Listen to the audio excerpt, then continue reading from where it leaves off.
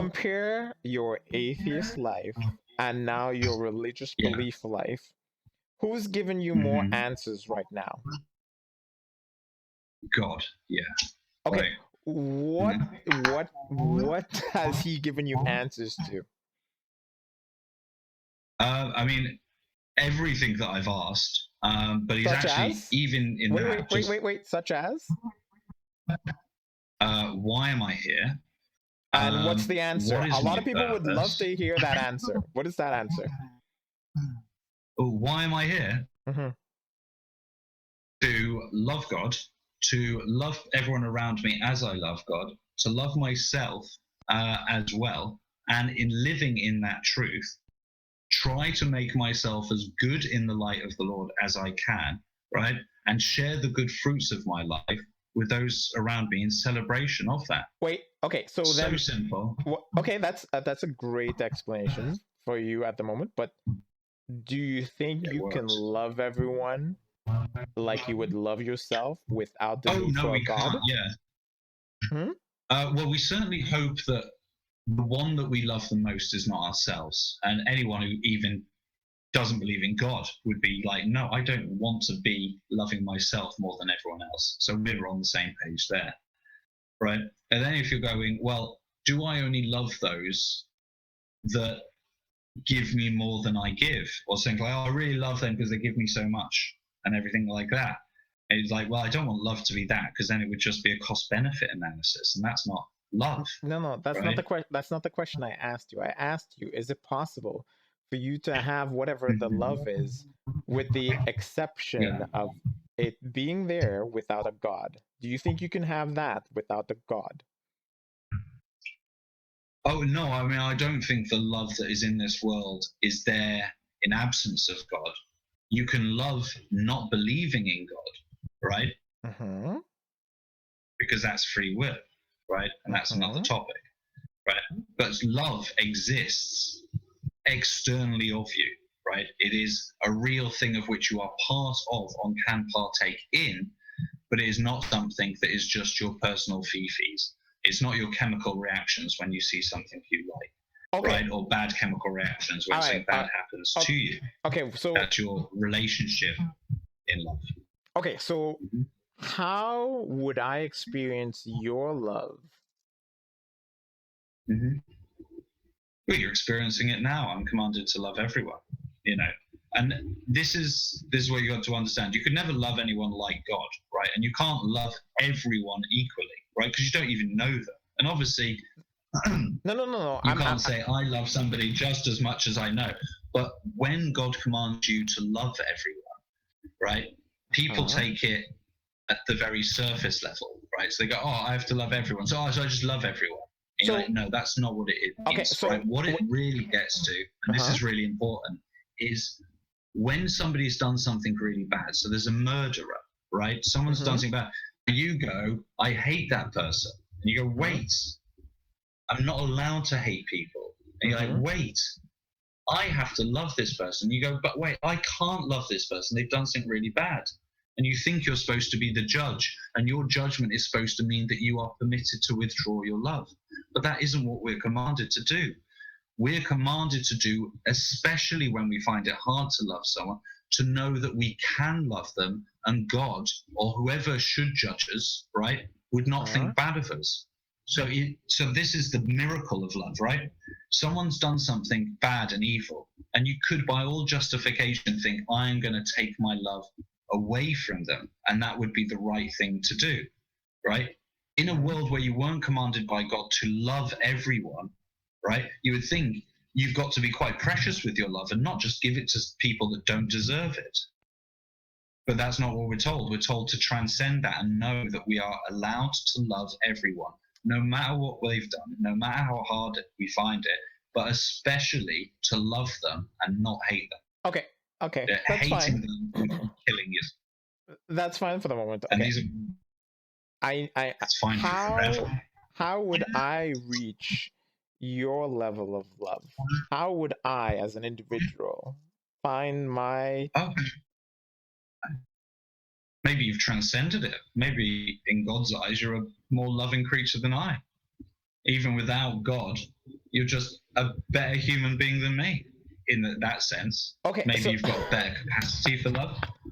okay, that's kind of If funny. you Okay, did so become a wait, Christian, you'd just be like, awesome. But so wait. there's nothing that makes me a better lover of man because I'm a Christian. I just know and accept that truth that But I need and must love people okay, to wait. find my own salvation. Okay, I need to interrupt you. So if I could potentially have a greater sensation of love compared to you who believes in your God, does that make sense? Of course, we're all broken, right? We're all different in our abilities and our capacities, right? We're not Mm-hmm. born equal in that sense, right? Huh? So this idea that you could only be a Christian if you were really, really good and you never lied and you never did anything wrong and you're just lovely, you just love everyone, right? When Uh-huh. someone goes, that person's a really good Christian, like if I wish I could be as good a Christian as that, right? We glorify in our betters, right? If someone's better at something that you wish to be good at, don't be jealous, glorify it. Right, so if you said, Rob, I had a dream last night and it's all true, and I was like, no way, that's so cool. I wish I had one of those. And you're like, but like I'm a Christian now, and you're like, that's great. Like, and you get Rob. confirmed next week, right? And you're in the church singing. And I'm sitting there, and you're going, Rob, you're such a slow coach. Like, why aren't you getting into this shit? Like, I've Rob. only been a Christian for like 2 months, and I'm like, I'm already part of church groups. Like, what are you doing? Rob, are you pulling my Yeah. leg here? No, this is reality. I feel right? like you're I've taking a certainly piss. met people. I feel like you're taking a No, piss. I've talked to. I've been complete. I talked like 3 months ago. I talked to this Muslim girl, right? She'd left. She told her family she was leaving Islam, right? Huh? A few months after that, she became a Christian, right? Because she read the Bible and was following Jesus, and obviously been a theist anyway, and believing in the God of Abraham. There's a lot of connections there, and within a year, she'd broken off her engagement, left her religion, joined a church, been confirmed, and was now an active member of the church group, like within a year. And I'm like, holy shit, girl! Like I've been a Christian, like knowing that I'm a Christian and lived by those values for like 3 years, and I still haven't chosen a denomination. She's like, dude, you better pick up your game. Do you want to be saved or not? You know. So there's Why was God not a thing before for all these other religious beliefs that came before Christianity and all that kind of stuff? Why wasn't God those things? Well, this is a deep dive, and I probably need a few people that are better at it than me. I just need your little run of the mill kind of understanding. A lot of the signs would be the truth of God was there from the beginning. We have many signs and archetypes of the nature of God related in these ancient belief systems. Mm-hmm. What you're saying is that why right at the beginning did God not reveal himself absolutely as the God that we know him to be, and didn't maintain that from the beginning until now, consistently and constantly, right? That's what our simple minds would like to think would No. happen. To some extent, yeah, but I'm saying Me too. why? I would like that. Why allow humanity to have so many different belief systems, and then to present yourself within that belief system way after so many other belief systems were before?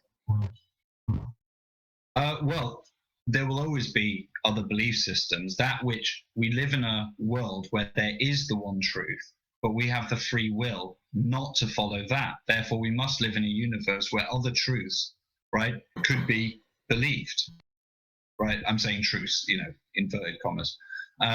So other belief systems is right all the way through the Bible, right? Even with the chosen people, God displays that truth that even the chosen people would choose not to follow his word, right? And so we've got this idea of good and evil, the nature of man to reject that which he knows is good, do that which he wills for himself, by himself. Okay, is very much an absolute aspect of our nature. Okay, wait. Is there a punishment for not believing in your God?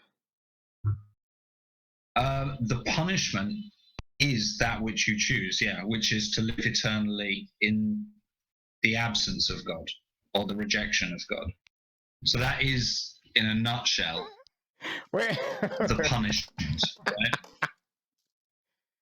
Okay, so your belief system is God says come through the door, but if you don't see the door, you can't come through. Is that it? Yeah, basically, yeah. Well, Okay. you're saying not see the door, and choose not to go through it. Yeah. What's the point in that as a free will, as a choice to make that choice? What's the point in that? Well, it's the only point, isn't it? If it's not free, then it has no value.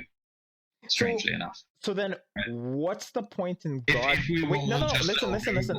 Before you jump, yeah. What's the point in God giving you those options? Love again. It's the simplest thing, but of course, if we didn't have free will to choose to love Him, to choose the good way, then it wouldn't be a choice. Therefore, it wouldn't be free and loving. Right? Okay, so okay. Okay, Rob, you're saying in reality there's love, and then upon death there's still love, or there is no love, or the experience that you experience with love in life is what pushes you in so God is love. So obviously living in His presence would be living in that love, right? But if you live in rejection of that presence after this mortal coil has ended, well, then that's it. You're living in absence of that love. You live in rejection of that love because you decided that you were going to reject it. Okay, that's fine. Okay, so then how about this? Okay, because we're kind of like beating around the bush a bit. Why hasn't any god, any previous god that humanity has created, why hasn't that individual or that entity created something to prove that there's such a creature, or there's such a thing in this universe that is all powerful in some way? So you mean like a being coming down on this planet and showing, like just making the moon, disappear or something? No. All right. I'm saying this being have to do to prove he was God? No, not even. I'm saying if there were such a being, and this is including all the gods of all previous histories, right? If there were such a thing, why wouldn't such a thing leave something on the planet that is undeniable, that shows that there's something that we don't understand that exists in this universe? There is nothing tonight. There's nothing that they could leave on this earth in a material form which would, by its nature, not allow for it to be questioned as ultimate proof that God exists. What are you? Okay, wait. No. Yet again, you are greatly underestimating the thing that you created as a god, right? You're saying the thing that would know everything ever possible in every multiverse, every potential reality, every concept, wouldn't be able to literally say, hey, I can create something that is undeniable. Are you saying that's not possible by your so-called God? Absolutely, because God gave us by His ultimate power the free will, right? So the only thing that we could have. Free will. Honestly, this is classic. No. Yeah. You have to understand. You can leave something, and you can still have people question it. But if it's something that's unexplainable, that would prove that there's something, at least something, and then people can make their choice from that. But the mere fact that you leave nothing at all. Object that God has left. Pardon? So God leaves an object. We're not saying it's God. We're saying God leaves an object as evidence of why not just leave some kind of proof of something? What would that be? What do you mean, what would that be? Test your brain. Dig. Do it. What would an object, what could an object be? A triangle circle. Here, a triangle circle. in material reality. Yeah, why not leave something like that? Why not leave Well, I something think the like that Catholics where would say that, we, yeah, pardon? God does not, God does not or cannot. They do agree that in this aspect of God, he would not and cannot create that which is completely contradictory in the sense that it would. So this Wait, triangle circle or wait, the so wait, squircle no, gets. Rob, Yeah, you're saying there's a limit now to the abilities of your God. Is that what you're saying? No, this is where it says there is no limit to what God would do, but there is certainly that which he chooses not to do. Right? And what he chooses not to do Rob, is creating this creation. Yes. Rob, Now, the this is mere old school. fact, This is like thousands of years old theology. They've been arguing about the squircle, right? So like this is not a new take, right? This is Rob, like Rob, old. Yeah. Rob, Yeah. I'm trying to say, if this God, like you said, is all knowing, all it created everything in the universe, the mere fact that He he did couldn't leave to or his any, order. pardon? He created this whole universe to Uh-huh. his order, to the order of this creation. In that he made this creation in that order, he Uh-huh. would not put in it as evidence of him that which contradicts the order, because it's impossible. There is no squircle in this universe. Okay, so okay, all right. Then he could have done something which is completely fucking crazy, right? Right? Well, he We did. can say he could do something like that, right? Jesus did do that, yeah. He did stuff that was completely crazy to Like us, what? What would you consider crazy? dying for us. It seems completely crazy. Rob, Most people don't understand it. They Rob, understand that people believe Jesus died for us, but they don't understand why. Rob. Mm-hmm. It's a story, right? No, it's Imagine real. it. No No, historians. There's no decent scholar out there that's gone into this that denies the historical fact of Jesus as a man. yeah, As a yeah. man, Everyone, right? Rob, So he's not a Rob, made-up story. He's a real man. Rob.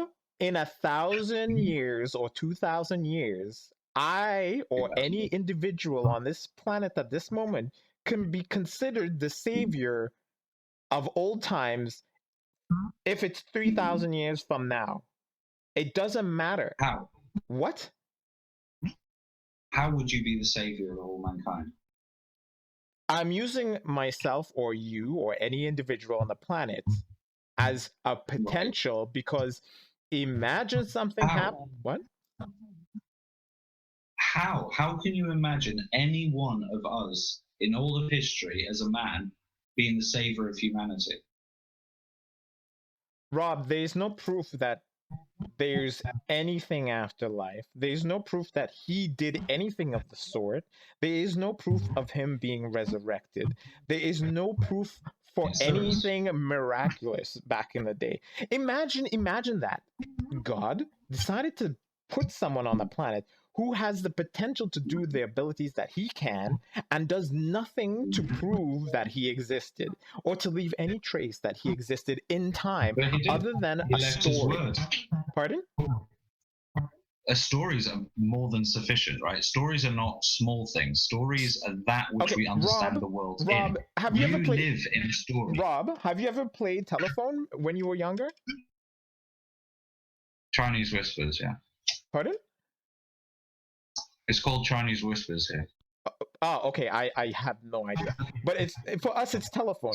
Do you see how two different people on two different parts of the planet can literally have the same concept but like have different names for it, but it's the same concept, right?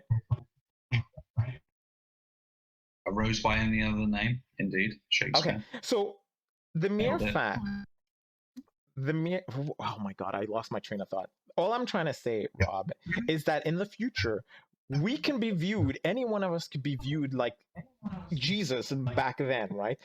There could No, be you couldn't.